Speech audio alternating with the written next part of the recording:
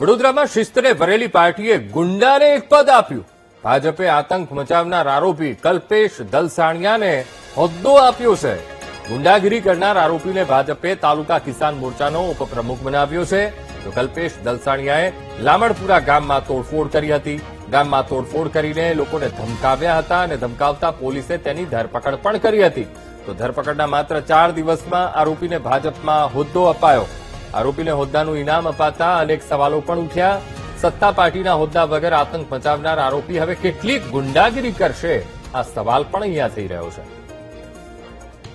તો આજ મુદ્દે સંવાદદાતા માનુ ચાવડા ફોનલાઈન પર જોડાઈ ગયા છે.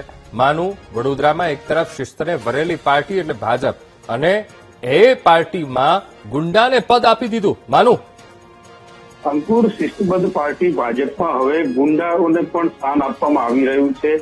એવા જે ઘટના છે બની રહી છે. વડોદરા તાલુકા ભાજપના કિસાન મોરચામાં ઉપપ્રમુખ તરીકે જેનું નામ જાહેર કરવામાં આવ્યું છે કલ્પેશ દલસાણિયા, 4 દિવસ પહેલા જ લામલાપુરા ગામમાં મારામારી અને તોડફોડના મામલે એનું નામ ખુલ્યું હતું અને એની ધરપકડ પણ કરવામાં આવેલી.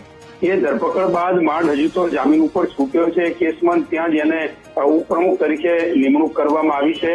આજે આ ભાજપ દ્વારા, જિલ્લા ભાજપ દ્વારા નિમણૂક કરવામાં આવતા રાજકીય ચર્ચા તેજ બની છે અને ગુનેગારો કે ગુંડા તત્વો છે એમને ભાજપમાં ભેળવવામાં આવતા હોય એવી આ ઘટના બની છે. હાલ તો આ સમગ્ર મામલે ભાજપમાંથી કોઈ નિવેદન નથી આવ્યું, પરંતુ આ રીતે ગુનેગારને કે જેને ગામ લોકોને હેરાન પરેશાન કર્યા છે એને જ કિસાન મોરચાનો ઉપપ્રમુખ બનાવતા અત્યારે ચર્ચાઓ તેજ બની છે. જી અંકુર. બિલકુલ માનુ, સમગ્ર માહિતી સાથે જોડાવા બદલ આપનો આભાર. તો ભાજપે આતંક મચાવનાર આરોપી કલ્પેશ દલસાણિયા, જેને મહત્વપૂર્ણ હોદ્દા ઉપર તેને નિમણૂક આપવામાં આવી છે. ગુંડાગીરી કરનાર એ કલ્પેશને ભાજપે તાલુકા કિસાન મોરચાનો ઉપપ્રમુખ બનાવ્યો છે. કલ્પેશ દલસાણિયા જે લામડાપુર ગામમાં જે તોડફોડની આખી ઘટના હતી, એ તોડફોડમાં પોલીસે ધરપકડ કરી હતી. ગામમાં તોડફોડ કરી હતી, સાથોસાથે લોકોને ધમકાવ્યા પણ હતા. ધરપકડના માત્ર 4 દિવસ અને આરોપીને તેનો બદલો મળ્યો. આરોપીને હોદ્દો આપવામાં આવ્યો છે ને એ પણ મહત્વપૂર્ણ.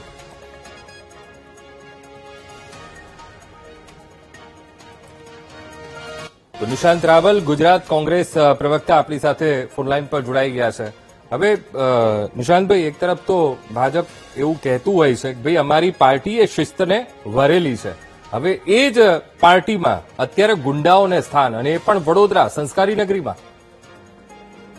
કઈ શિસ્તની વાત કરે છે? આ ભારતીય જનતા પાર્ટીમાં કોઈ શિસ્ત નામની વાત રહી નથી.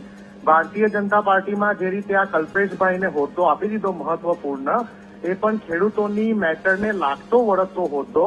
જયારે આખા ગુજરાતના ખેડૂતો અત્યારે રસ્તા પર હોય, રડી રહ્યા હોય, એમની આંખમાંથી આંસુ હોય, એવી રીતે વડોદરા જિલ્લાના પણ ખેડૂતો રડી રહ્યા છે, એમની પણ આંખોમાં આંસુ છે.